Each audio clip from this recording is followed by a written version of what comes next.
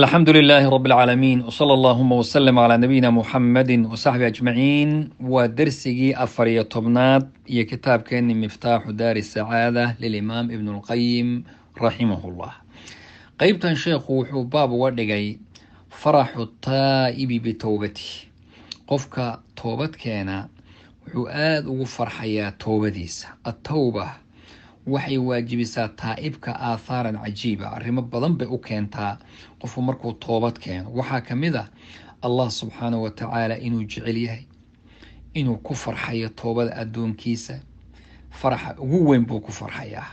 bal u fiirso, rasuulku sala allahu calayhi waaalihi wasalam laba miithaalo cajab badnaa ayuu keenay oo mid ka mida wuxuu ahaa inuu rasuulku yidhi ku miithaaliyey qof musaafiro safar ah oo meel bahgooyaa cidla isagoo mari, gaadiidkii ugu raraa sahayda yari u saarayday uu ka dhumay, raadiyey, waayey, iska seexday, kadib arkay uun ritigiisii ama gaadiidkiisii oo dul taagan oo cuntadii iyo wixii uu saarayna la hoganayo meeshii u taagan.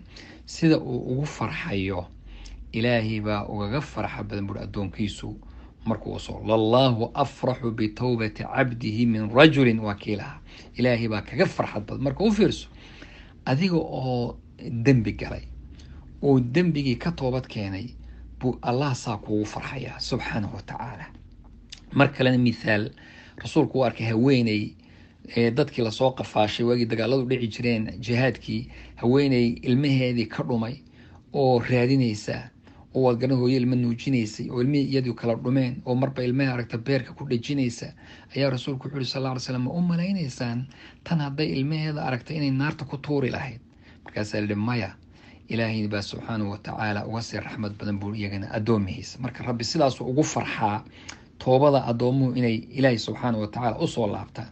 marka farxadaasina waa atawba nasuux, in toobad wanaagsan qofku la yimaado. wata'amal, bal waxaad fiirisaa sida qalbigu uu u farxayo, yarqusu faraxan wa anta laa tadri sababa dalika alfarx. waxyaabaha qaar soomaalida arag markaad samayso ama wax fiican aad samayso ama wax fiican cashir baad hadda ka baxday, qur-aankii baad baratay, kan baad samaysay, cilmi baad baratay, waad farxaysaa. farxadda qalbigaaga ma dareemaysa waxay tahay, isagoo waxaad arkaysaa qalbigaagii iska farxaya ayaad ujeedaa. waana arrin uu qofka qalbigiisu nool yahay baa fahmaya baa layidhi, laakiin qofka qalbigiisu dhintay isagu ma fahmaayo. farax aan dembiga ahayna ma yaqaano. dadka dunuubta badan ee macaasida ahee xumaanta ka shaqeeyaay waxay ku farxaan waa markay dembigoodii helaan. maalan kuwa dumarka raadiyo oo kale ama dumarka ragga raadiyo oo kale ee xumaanta doonaya, markay xumaanta helaan bay farxad dareemayaan. laakiin farxaddaasi waa farxatu ladatu saaca la yidhahda, waa wuxuun daqiiqooyin joogaya, laakiin waxaa ka dambeynaya xusn. wuxuu ku yidhi sheekhu, fawaasin bayna haadayni alfarxatayn. isagaaba sheegayoo bal labadan farxadood isbarbardhig. farxadda wanaagga qofka toobada ilaahay uu ku farxayo iyo farxadda dembiga ninka samaynay dembiga helidiisa uu ku farxayo. maxaa jira? farxadda dembiga waxaa ka dambeynaya alaxzaan walhumuum walghumuum walmasaa'ib. maxaa kuu geeyey? maxaad u samaysay? wax yaraad raaxaysatay ama xumaan yar baad hadda wax yar ku jirtay, laakiin maxaa ka dambeynaya? murug iyo iscunid baa ka dambeynaysa. marka farxadaas waa saacad wey, laakiin farxaddii wanaagsanayd oo taacada ilaahay iyo toobada rabbi waxaa ka dambeynaya iyada inshiraax sadri ah, qofka in qalbigiisa ilaahay uu waasiciyo, noloshiisii wanaagsanayso, wax fiican. marka laba farxadood oo aad u kala tagsan wey. ahlu taacati wa ahlu nicmati almutlaqa baa leeyahay. marka dadka ahlu taacada ah ilaahayba wuxuu siiyey nicmo daa'im ah oo qof kasta iyaga ayaa nimcada xaqiiqigaana iyagaa haysta. qofka ilaahay subxaan taaca siiyey xitaa hadduu qofkaasi baahan yahay uu ciidda cunayaa la yidhaahdaa, waa qofka ilaahay uu siiyey subxaana wa tacaala nimcada ugu badan weeyaan. qofka rabbi subxaana wa taala laakiin macsiyada uu ku sii daayey oon laga celinin, qofkaasi saqata min caynihi, indhaha ilaahay buu ka dhacay, wahaana calayhi, qofkaasna waa qof daciif ah oo maaragtay ihaanoobay ayuu noqonayaa. karaamana allah subxaana wa tacaala agtiisa kuma laha. man aathara araaxata faatatu raaxa bay yidhahdaan culimadu.